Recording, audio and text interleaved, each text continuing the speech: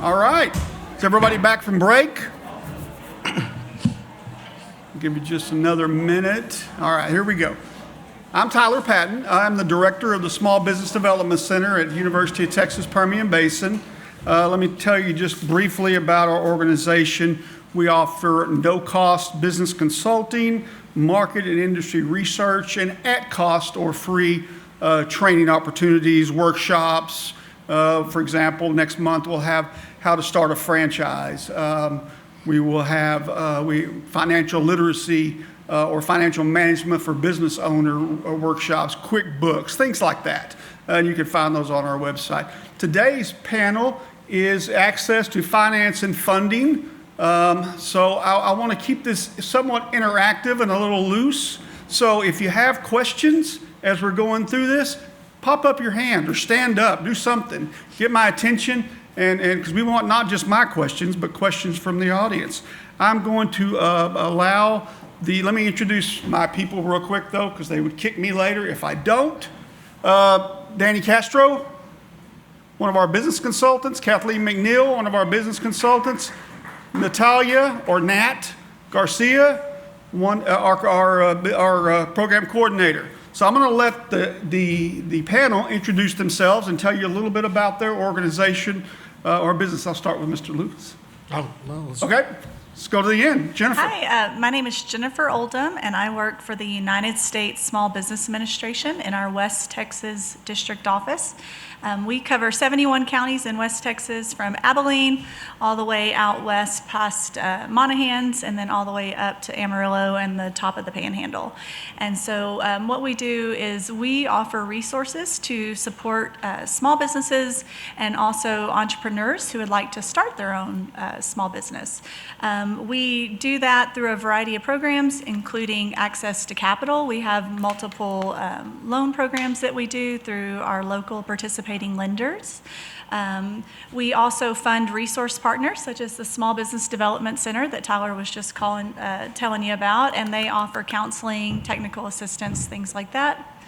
We also have assistance for government contracting. If you're interested in getting into that, we can help you with small business certifications, getting registered in sam.gov. We also have a really great surety bond program, so if any of you do work that requires bonding, we can help you get that done at lower rates. So I have a table outside if any of you want to come and say hello. My primary role is lender relations specialist, so I work with the banks and lenders who participate in our loan programs.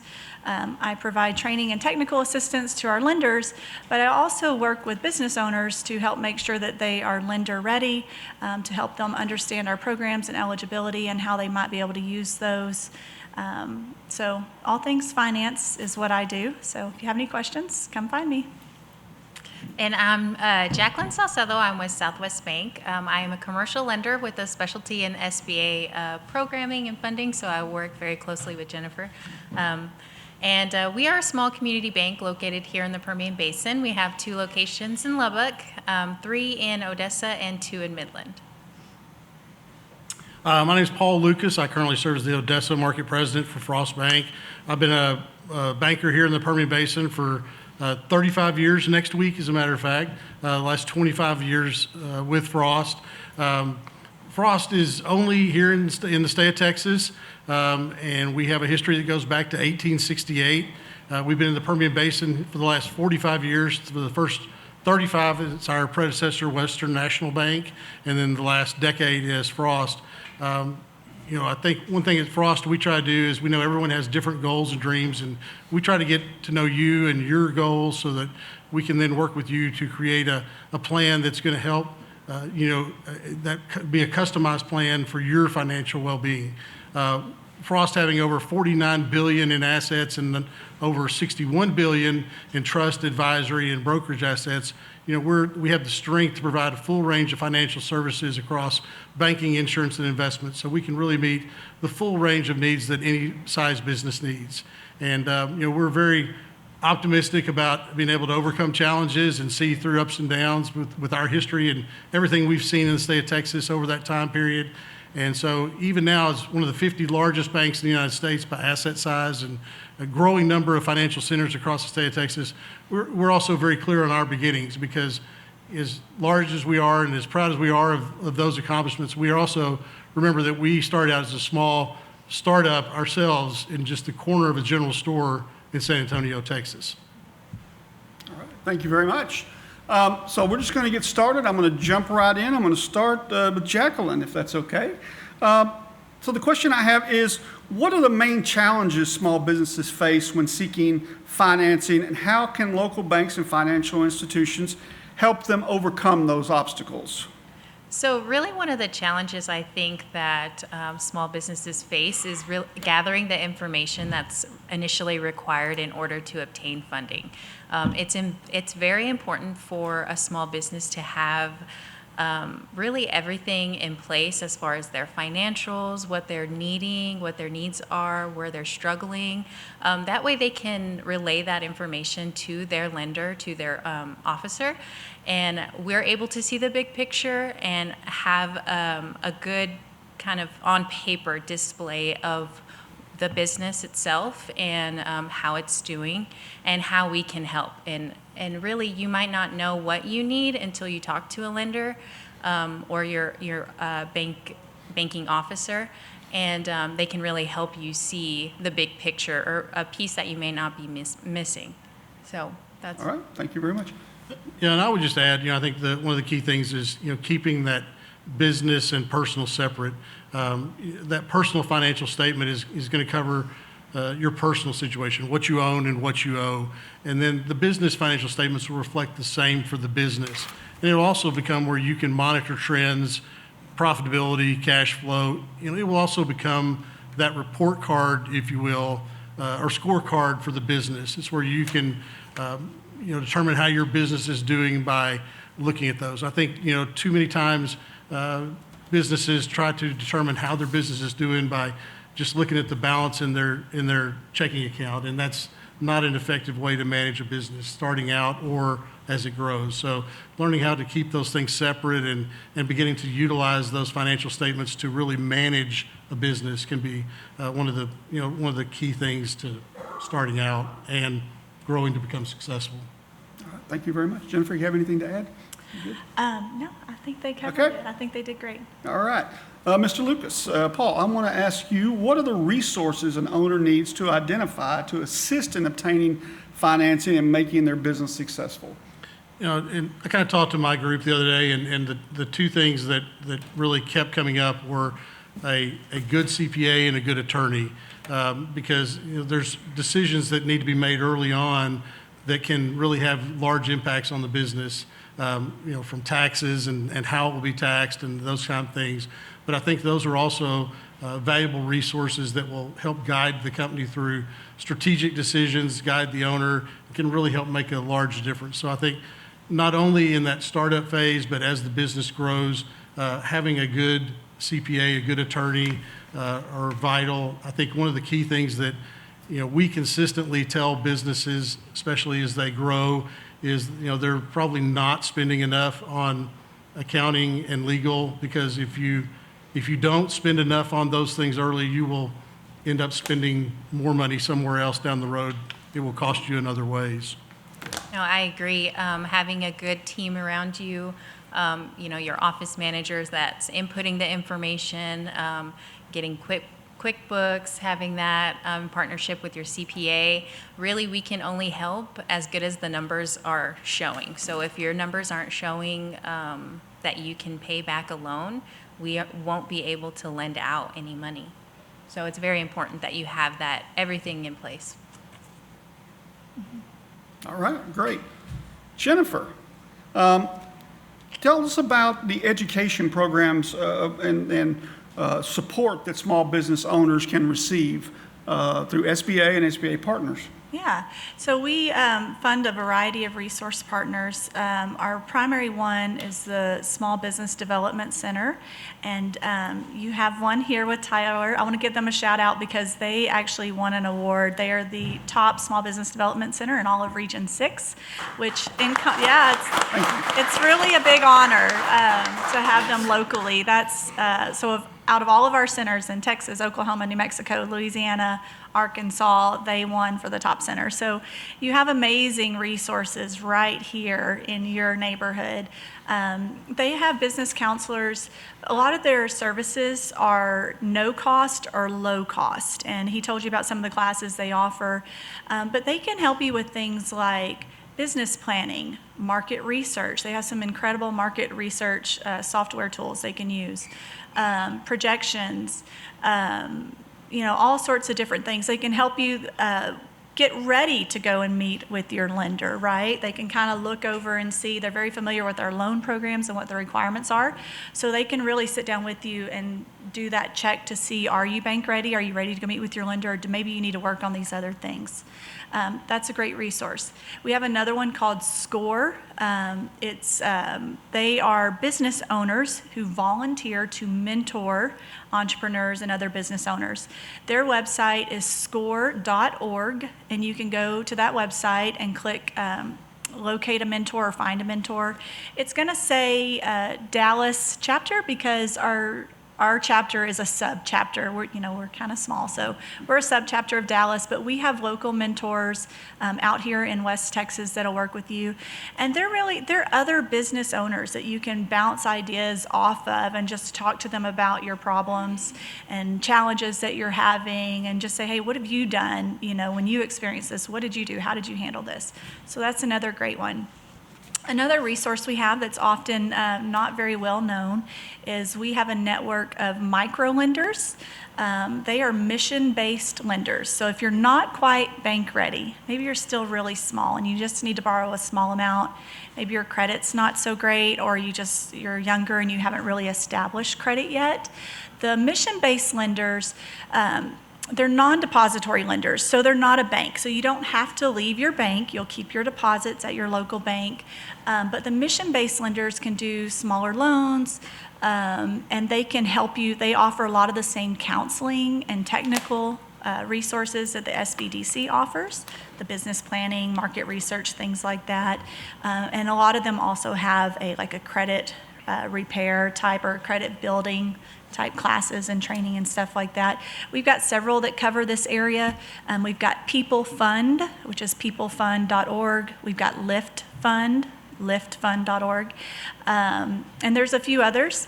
One of the best resources that our office can offer you when it comes to financing is we do maintain contacts with all of our lenders. So if you're looking for financing, you can reach out to us, and we do have a most active lender list for the Permian Basin, and it lists out the lenders who are doing SBA loans in your area. We have our 7A lenders, our 504, and we have those mission-based lenders listed as well. So if anybody's interested in that information, if you'll grab my card off the table, I can email that to you later. But we want to connect you with those local lenders, but we want to make sure you're prepared and ready as well before you go into that meeting. And we have to do that through our resource partners. We have 6 people in our office and we cover 71 counties. And it's a big area out here, so we really rely on our resource partners. All right, thank you very much. Jacqueline, how have recent economic changes or trends impacted the availability of funding for small business? Well, I think the current economy has really kind of burdened the small businesses that are, trying to survive, especially during the high rate environment that we're seeing as far as our lending and what we're able to offer. I'll say myself, we have been a little bit tighter as far as stress testing, what an increase in the loan rates or prime rate would and how it would affect, our small businesses. And right now, I know a lot of our small businesses are struggling to make their regular principal and interest payments. So we definitely see it. It's hard to see, and, communicate with your lender if you are in a position where, hey, you're struggling. Definitely try to work with them because, we see it. We see it for sure. I don't think we've seen just a big change in the availability of funding. I think, we try to stay steady through the business cycles. I think when times are good, we probably appear too conservative to a lot of people. When times become challenging, we probably appear too liberal or, to certainly, that's probably the conversation we have with examiners when they come in. But, I think that, we just try to stay right there and stay steady throughout those business cycles. And I think, we're in a long-term business, and that's what we try to do and for our customers. In a recent interview, our CEO, Phil Green, with the San Antonio Business Journal, he said, during periods of uncertainty, my advice to small businesses and individuals alike is this: find a solid bank and a good banker who you trust. They can provide you with the information you need to make the best decisions on behalf of your business. And I thought that was very telling. I think so much of what we do is about relationships and finding a good banker and a solid bank that is going to be able to go through those ups and downs with you is an important thing. And especially when you see what we're going through right now with the economic cycles, I think it's more important than ever.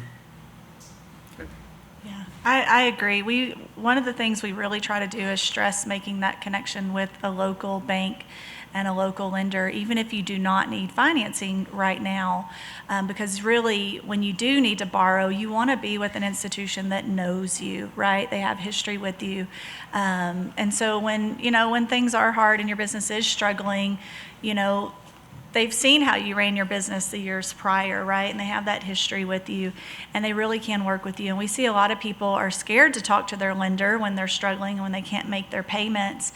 And so, they stop returning phone calls or they don't talk to them. But really, they can be one of your best resources. So if you'll stay connected with them, talk to them, let them know what's going on, you'll be surprised at the flexibilities and the resources that they have to work with you. And like Jacqueline said, rates are really hurting a lot of people right now. Unfortunately, we do not keep rates superficially low with the SBA guarantee. You're still looking at a market rate, but we set caps to keep you from getting predatory rates, higher rates. So we do have caps on what we allow through our programs. And there was something else I was thinking, but maybe I'll think of it later. All right. I think your point about, just establishing that relationship early is very important too. I would say, the relationship between a business owner and a business and a banker, it's just kind of like a relationship with a good friend. You don't want to wait till you need a good friend to go find one. Yeah, for It's sure. the same way with that relationship with your bank. Yep. Absolutely. Well put. Paul, what about financial statements should an owner understand to assist in obtaining financing and ultimately making their business successful? Well, I think, we talked earlier about, separating that business and personal. And I think, so much of it from there is every business is different. QuickBooks is a great tool. QuickBooks can also be a little dangerous sometimes because of all the different things you can do to it. It can make you think it can make me think I'm a CPA because I've used QuickBooks before with a business, and I'm not. So I can do things that can destroy financial statements instead of produce them on QuickBooks. So you got to be a little careful about that. But I think, there again, I would go back to that relationship with a banker and sitting down and going through your financial statement with that banker and saying, tell me what you see. Tell me what is important there. Certainly, the trends and analysis. One of the things we look at with bankers too is we're going to have industry comparisons. We're going to look at similar type businesses that to yours that we have access to some standard data that we're going to be able to see typically what margins are for similar businesses. We're going to see how the balance sheet compares as far as certain ratios, and ask your banker how you look and what they see otherwise, and to those standard industry comparisons. They'll be able to share a lot of that data with you and be glad to. And I think that's the biggest thing because everybody's is different. You can't compare across industries, but when you sit down and look at some of those things and go through them specifically, I think there's a lot of data that can come out. But just being able to manage off of that current, accurate, timely financial statement is so much different than just looking at the balance in your checking account and thinking, well, I'm doing good or I'm doing bad. It's a huge difference.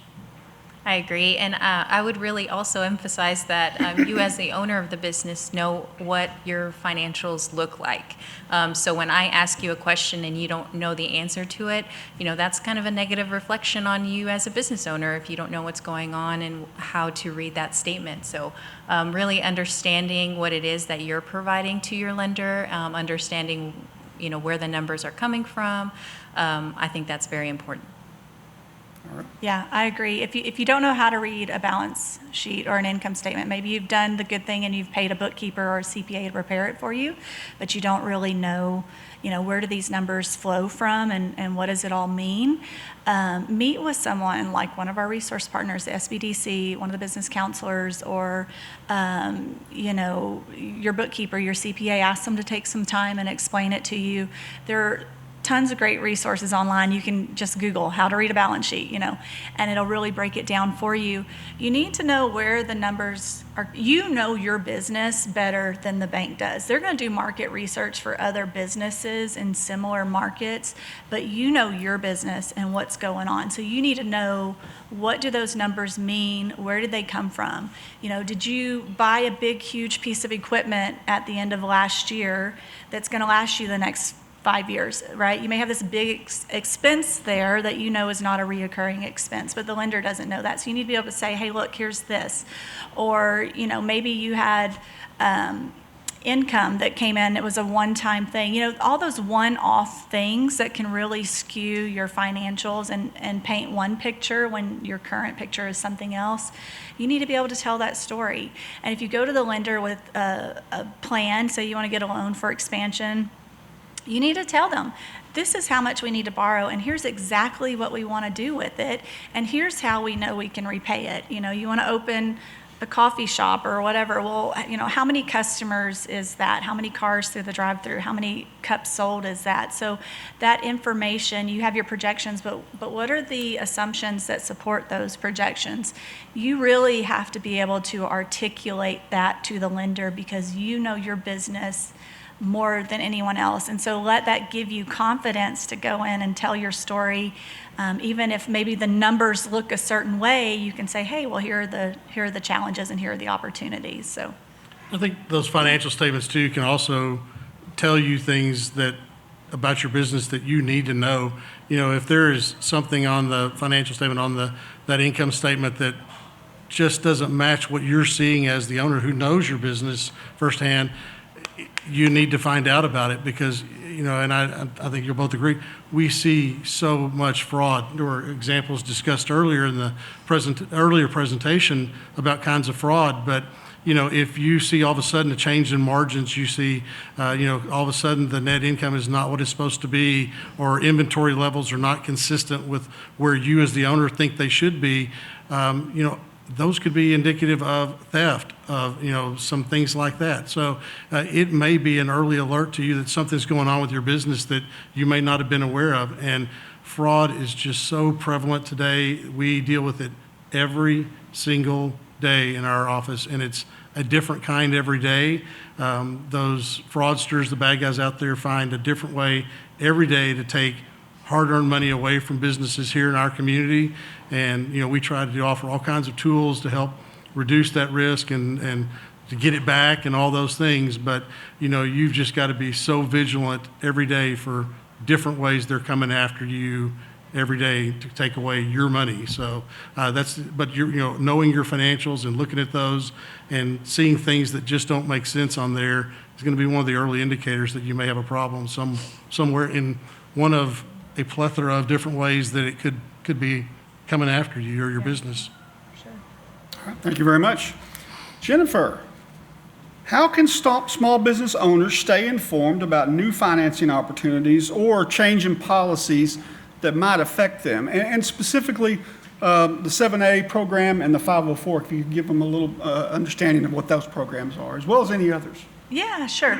So I have a page out there on my table. It has QR codes for our LinkedIn and our Twitter. We would love it if you would scan that and follow us. Anytime there's any major changes to our programs or training opportunities that you could benefit from, we will post them on there so that you know about them. So I'd encourage you to follow there. Our resource partners also, they follow along and they stay up to date on our programs. But just to kind of give you a brief overview, our two flagship programs that we're most known for, one is the 7A loan program, and that's a government guaranteed loan program that's done through your local bank. So you go to the bank, you apply for a commercial loan, they review it, and they decide, first, do they want to do the loan, right?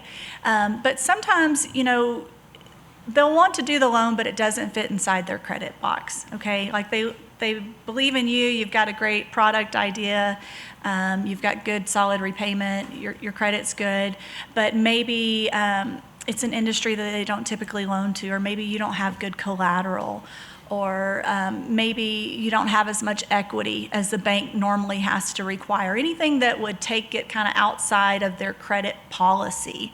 Well, having that SBA guarantee can strengthen that loan application enough to make it where the bank can say yes when their policy would have otherwise required them to say no. And so the SBA guarantees it on the back end, but for your experience as a business owner, you're just getting a loan from your local bank. There will be an additional SBA loan application that you'll have to fill out, so you'll know you're getting one. And typically we do have a fee for those loans, but this year and then starting next year, we're waiving those fees for the business owner on loans up to $1 million. So that's a really great cost-saving measure. The 7A loan program can be used for pretty much any legitimate business expense, for startups, for leasehold improvements, for inventory, machinery and equipment, working capital, change of ownership. If you're wanting to transition ownership of your business to an employee or a child, we can also do debt refinance in certain situations. So really pretty much anything. You just have to be a small business and it has to be an eligible use of funds. And we have what's called a credit not available elsewhere, which is basically the lender justifies that, hey, if we don't have the support of SBA, we can't do this on our own. The other really great loan program that you may have heard about is the 504 loan program. And this is for businesses who want to buy their own commercial real estate. So you can buy an existing building, you can buy land and build. And we can also use that for large pieces of machinery and equipment that has a useful life of more than 10 years. I think stuff without wheels. But the 504 loan program is great because it's a participation loan, so you have two lenders. You would work with your bank and with what's called a certified development company. They're the quote-unquote SBA lender. And they have a minimum equity injection of 10%. It's an additional 5% if you're a new business, and it's an additional 5% if you have some kind of special purpose building. So think something that can't be utilized for just anything. And so the way that works is your bank will finance the first 50% of the project. You'll bring in your 10%, 15 or 20, whatever it is. And then SBA, your certified development company, will finance that other chunk, that 30 to 40%. But that 30 to 40% can be put at a low fixed rate for up to 25 years. And even now, their rates are around 6%. So what that does for you as a business owner is if you've been in a leased space where your rent has gone up really high, and you see an opportunity to buy a location, you may be able to buy your own space and be making payments on that and building equity in your business for less than what you've been paying in rent. And that's going to really do great things for the cash flow of your business. And so that's an excellent program as well, and I can tell you more about the lenders we have in the area who participate and do that. And then again, I mentioned our mission-based lenders for loans of $50,000 or less. So we have those. Was that your question? Did I get everything? Because I feel like I got derailed. I feel like you did. Okay. Great job. Don't want to add anything? Yeah, I'll go ahead and add to that. One thing about Southwest Bank is we specialize in the SBA lending program, but also, we're familiar with the 504 program as well.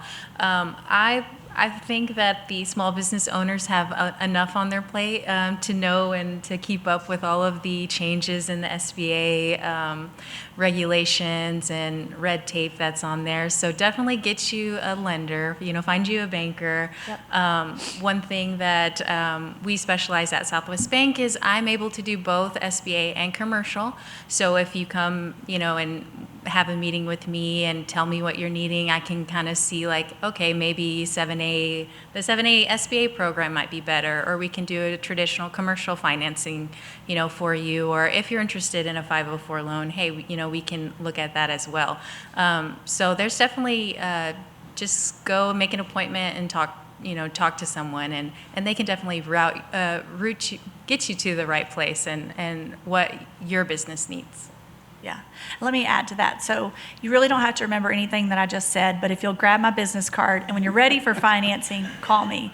I'm telling you, the best thing we do is that lender list, because you may be with a bank who is an active SBA lender, but your commercial loan officer that you work with, they don't do the SBA, so they don't know. So if you just go into a random branch location and ask about SBA, someone might say, hey, we don't do that here, but they really do. So we want to connect you with the right person at the bank. So really all you need to know is just who to ask, and they'll get you in the right direction. And like she said, they'll kind of help figure out which program is the best.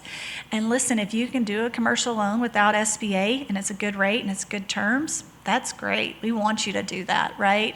We come in when you need that additional support. So, yeah.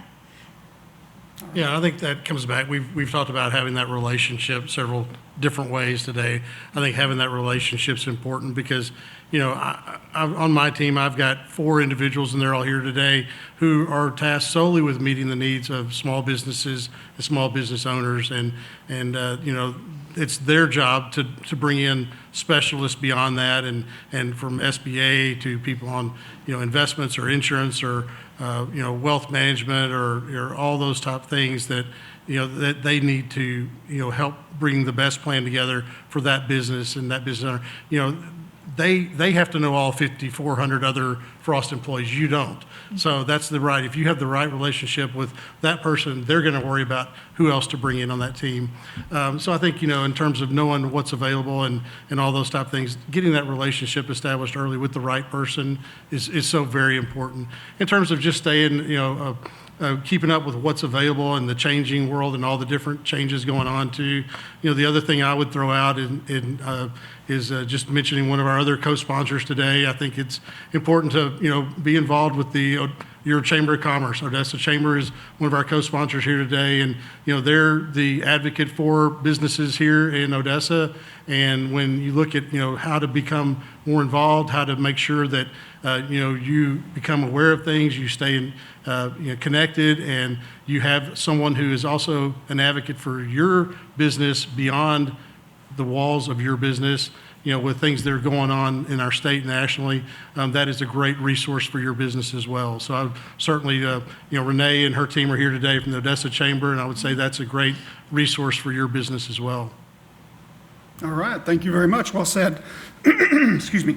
Jacqueline, are there some common mistakes that you see small business owners make during the application process? And in general, what kind of red flags do you look for when you're evaluating a loan application? So a common mistake that I see is really not asking questions.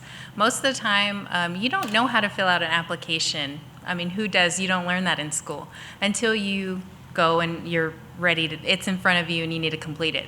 Don't be afraid to ask questions. I would rather get 100 questions about how to fill out the application correctly than get an application that is blank or has your name and maybe a couple of check marks and a signature, or an incomplete application. So definitely incomplete applications would be one of the most common things that I see. You know, I don't want to say that we're really busy people, but you know, I'm going to put the amount of effort that you are putting in. So if you are only putting 50%, I may not take you as seriously as someone who is, you know, calling me every day, working, you know, asking the questions about their application. You know, where is it at in the pipeline? Am I missing anything? You know, go ahead and pull my credit. You know, the conversation piece is there. You know, don't just assume that someone has the application and they're working on it. Really try to call in, check in, have it complete, put together, and if you're missing something, you know, definitely say, hey, you know, can you walk me through this? Is there something that you want to see different? You know, really just try to communicate with the person that you're applying with, for sure. Yeah, I think the thing I see is, you know, not coming to see us until it's too late. You know, so many times we meet with businesses and the problem has grown to such the stage that it's really past the point that we can help as a bank. If you had to come in 60 days ago, there might have been something we could have done and we could have helped you and averted some of the problems you're in, but now it's reached the point that it's just past our standards and we really can't help. And so I think there again, that comes back to that relationship and, establishing that relationship before you have a need and where you can have that conversation early, because so many times there are options that we can help with, but we have to be involved earlier. And then the other thing, I would just come back to that timely, accurate, relevant financial statements. So many times we are unable to help because we can't get the good information. And if you've got those good financial statements that reflect the business, that's going to help us as bankers. And it also helps you to manage your business better and also get ahead of a lot of the issues too. Yeah, we have lots of great debt refinance programs, but if you wait until everything's defaulted, it's no longer eligible for those programs. So you got to have everything current. So like you said, don't wait till the last minute. Another common thing we see is people call us and they want to connect with the lender, but they don't know how much they need to borrow or what they're going to use it for. So please don't go to the bank and say, how much can you loan me, right? Go in with your plan. Here, I need $50,000 and here's what I'm going to do with it. And, utilize our resource partners. If you need someone to help you kind of map that out, we definitely encourage you to do that. So you be prepared. Ask for what you want. Don't lowball. Don't think, well, I really need 60, but I think they'll only give me 40, so I'm going to ask for 40. And then, 3 months, 6 months down the road, you're short on working capital and you're struggling. So that's what I would say as far as the biggest mistakes that we see people doing. Very well, thank you. Paul, why is a business plan important, both in obtaining financing and ensuring the business is successful? Well, I think the business plan it's the roadmap to success. And, it's, one thing I would say is a key part of that is projections. But coming up on 35 years in banking, I've only seen one set of projections that didn't work. And we pointed that out to the guy and he said, oh, okay, I'll take those, I'll fix them. He brought them back the next day and they worked. So, really projections always work. So that's not life, that's not reality. The business plan has got to be the plan that, it's going to show how this business is going to make it, how it's going to succeed, but it's also got to show how you're going to succeed if the business doesn't go according to plan. Because sometimes businesses don't kick off, it doesn't succeed that first month, that first year, but it can still be a very viable, successful business, but how are you going to get there? And then, it's also how are you going to make it if this business doesn't meet these projections? And so I think that's where, the business plan has got to cover all those things, because at the end of the day, the question is, how are you going to be successful? Not how is this business going to be successful month one? And too many times I think that, the business plans, and there again, I think Tyler and his folks do a great job of helping business owners to think of all these things, and so they're a great resource that we certainly encourage. But, it's really got to be that moment of truth and that honesty of working through all those scenarios, because this is a long-term project, and you don't want to start a business, that's going to be successful for 90 days. You want to start a business that's going to be successful in the long run. And so you've got to cover all those things, and it's very important to look at all those things ahead of time, because if you get a business and you get it up and running and it doesn't, immediately kick off and make $1 million in the first 90 days, and all of a sudden you're out of cash and have no fallback plan and no way to keep it going, that's not success. So you've got to look at all those things, just knowing all those things, before you go in, having everything set, all the different resources there lined up. Very, very important to get all those things ahead of time. Yes, and don't think that we don't read the business plans, because every business plan that comes, across my desk, I read it. So it's important. I can tell if you've put effort into it or if you're just repeating yourself in the next page and the next page and the next page. I see it. Also, the financial projections, just like how Paul was saying, they are very important. So don't just pull numbers from the sky. Definitely have proof of where you got them, how you feel like they're feasible, and if they're comparative to, your competitors, and if, it meets that trend there. So yeah, they're very important, and we read them, so. Yeah. And I would say business plans aren't just for startups. So if you're an existing business and you're wanting to grow or expand, it's not too late to do a business plan. And our resource partner, score.org, has a great business plan template on their website that's free. And then also our partners here at the SBDC can also give you a business plan template. And things like a personal financial statement or your resume. It's never too late to get those things updated and ready to go, so that when you do need to apply for a loan, all you got to do is just update them. They're living documents. So. All right, very good. Jennifer, one more question. How do lenders, or can you give us an example of how lenders help business owners manage and maintain their financial health even after the loan? Yeah, so we keep harping on this relationship with your lender, and we really, really want to see you get connected with a local lender where you can meet face to face and have a relationship with them. And this is nothing against nationwide or regional lenders, they're great, but you want someone who has a physical presence in your community that you can actually meet with. One of the big challenges that we have seen at SBA with working with business owners is there are a lot of online lenders, okay, very well-known national lenders, that love to do startups. You want to start your business, you want, they want to do the getting started for, they do a lot of like chiropractors and health clinics and things like that. They want to get you started, but they're not going to be there, 6 months or a year down the road when you need a line of credit or when you want to expand or you need working capital. So you get this loan. Some people are so happy to get started and they just want to get financing anywhere they can get it, right? Well, when you get that loan to start your business, they're going to put a blanket lien on all your business assets. So a year from now, when you need a line of credit for working capital or for inventory, you're going to then go to your local bank and say, hey, I need a line for $30,000 or whatever it is. And the bank can't do it because you've got this blanket lien on all your assets. And so then the bank's going to start looking at, well, can we refinance all that? Well, you don't want to refinance all that because you just paid a fee to get that loan, right? You've already paid a fee on that. You refinance it and you're going to pay a fee on a new loan. So you really want to ask yourself, is this lender someone who's going to be with me for the entire life of my business, for the entire life cycle of the business? Can they offer, do you need deposits? Do you need, a line of credit? What are the other things that you're going to need? And it's best if we can keep all that in-house. Look, we love these big online lenders. Sometimes it's the only capital people can get, and we want you to get the financing you need.